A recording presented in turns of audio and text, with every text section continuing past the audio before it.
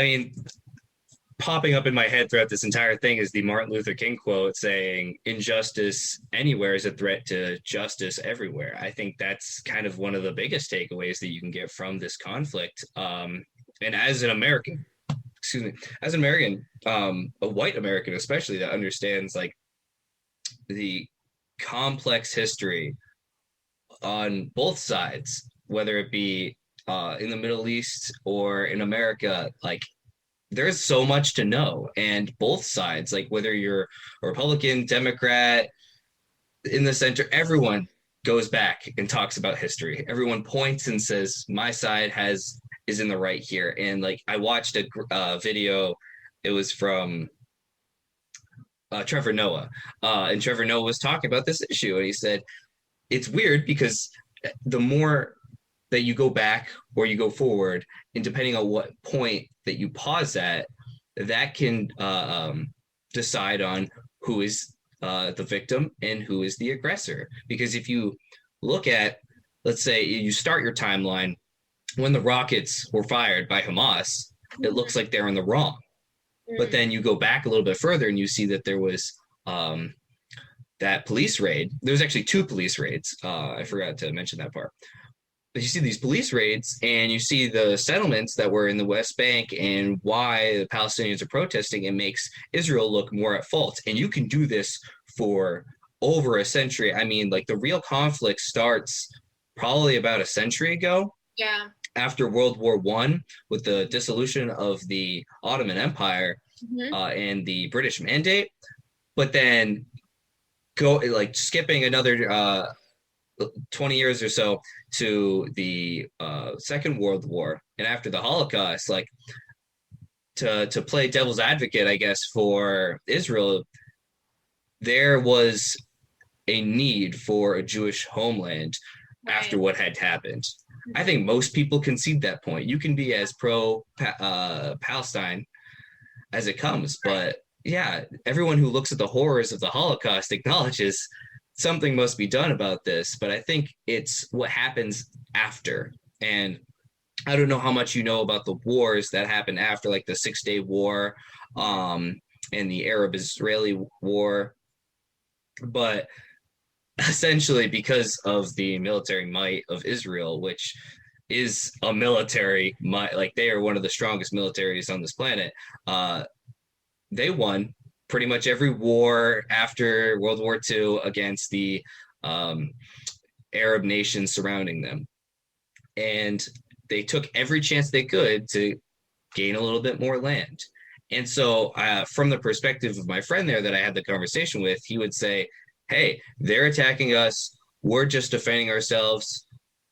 But then, right? There's always the, but then, like, then they start to, encroach on Palestinian territory illegally. The UN warned them recently, said these settlements could be considered a war crime, but there's nothing. And war crimes are one thing that I wanted to bring up because Senator Ilhan Omar, is she a senator? Is she no, representative? Sorry, Representative Ilhan Omar talked to the Secretary of State, Antony Blinken, about the ICC, essentially saying that, which is the International Criminal Court, essentially saying that, hey, we need to do something about war crimes everywhere. We don't do anything, whether it's Americans committing them or it's Israel or Palestine. She also talked about Afghanistan. Like, here's her quote. She says to Antony Blinken, Secretary of State, she says, quote, I haven't seen any evidence in either case that domestic courts can and will prosecute alleged war crimes and crimes against humanity. And I would emphasize that in Israel and Palestine, that this includes crimes committed both by the Israeli security forces and Hamas. In Afghanistan, it includes crimes committed by the Afghan national government and the Taliban. In both of these cases, if courts can't or won't pursue justice and we oppose the ICC, where do we think the victims of these supposed crimes can go for justice? And what justice mechanisms do you support for them? I think that's a really great question to the Secretary of State. And she's directly going at what I think we're talking about is this notion of justice. And what the hell does that even mean when you are confronted with this complex history of pointing fingers, who's at fault? And she outright condemns, obviously, war crimes committed on both sides. Right. But, of course, there's a but. It's always a but. It wasn't enough. It wasn't enough for a lot of House Democrats. It wasn't enough for Republicans. She mentioned Hamas, right? House Republicans and even Senate Republicans essentially told her to go back where she came from. Oh, nice. Yeah, There yeah. it is. Tom Cotton, Senator, he says on Twitter, Ilhan Omar was a refugee from Somalia in America. Sorry.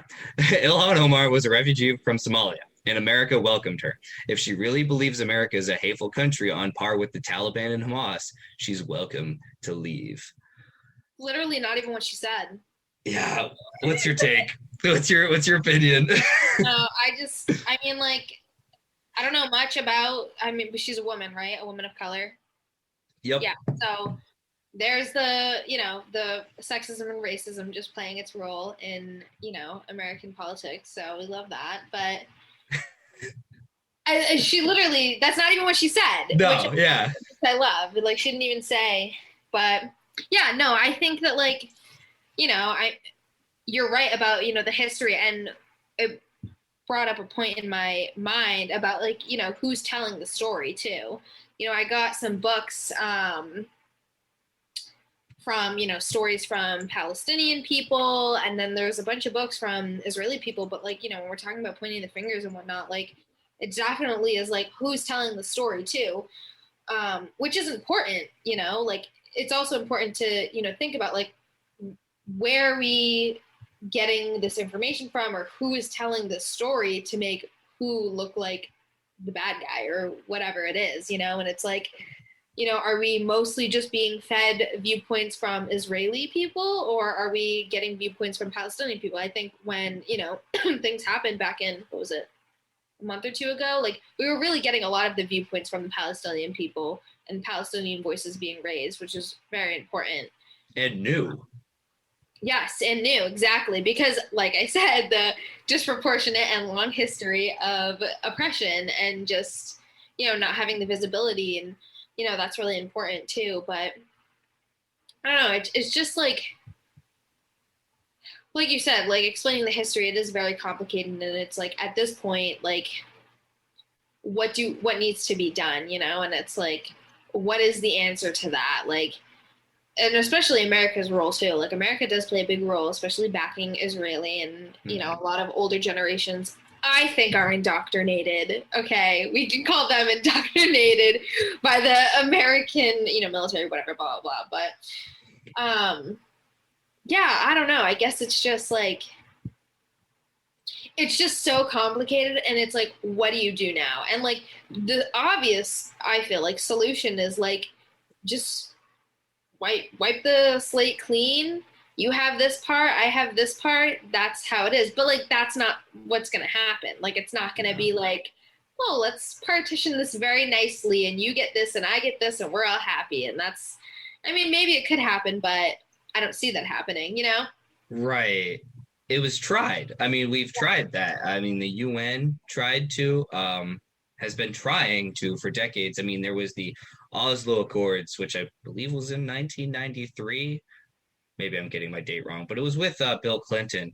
I think he started it, and that's been, like, America's leading strategy for peace in the region. And I mean, I don't think it takes a political scientist to kind of tell you it's not working. Something's not working. I don't think it will ever actually work. No. As far as work for both sides. Like, we might find some semblance of peace, but if that semblance of peace looks like Palestine having very, very little land, the land is terrible, no running water, people are forced out of their homes. I mean, there's a refugee crisis ongoing in the region from Palestinians because they're getting pushed out of their own homes. Like, if there's just no more rockets fired, but we still have this massive refugee problem. Right.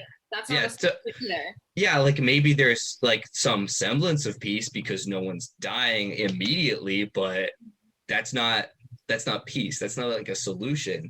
And with America being so heavily invested in Israel, I'm skeptical. I am like I'm a pessimist with this one. And usually I'm kind of optimistic and have hope, but Yeah. I don't see a way out of this without maybe some sort of like I think we at least need to start with uh, talks on the military, like about our military, like in general. Like obviously those are going on, but like we need some serious discussions about how we go about our foreign policy and our military, and we just keep beefing it up. Trump beefed it up in his budgets, Yeah. and even though he like took some troops out of certain areas, whatever, I think it's just like in the American psyche, if we don't have the strongest military, I think we feel like there's something wrong.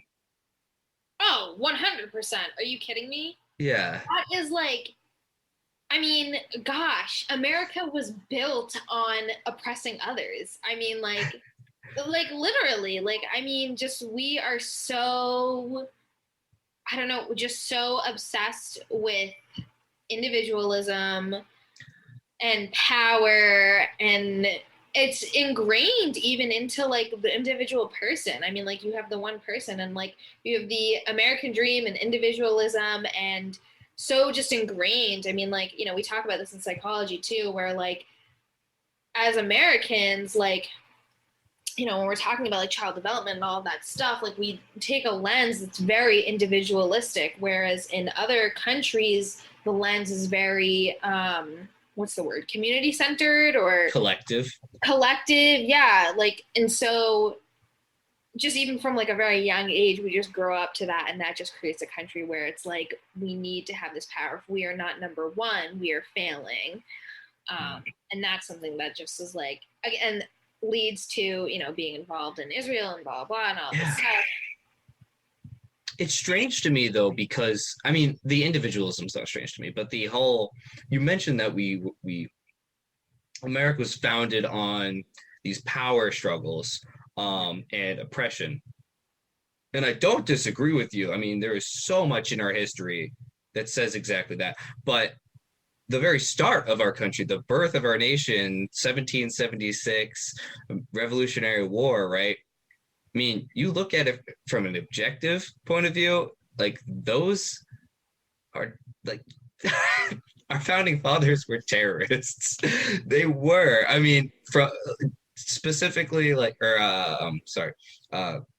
Like if we're going to get technical, they're terrorists. But like I don't want to think of them as that. Obviously, I want to think of them as freedom fighters, revolutionaries. Like, but that's just it. One man's freedom fighter is another man's terrorist.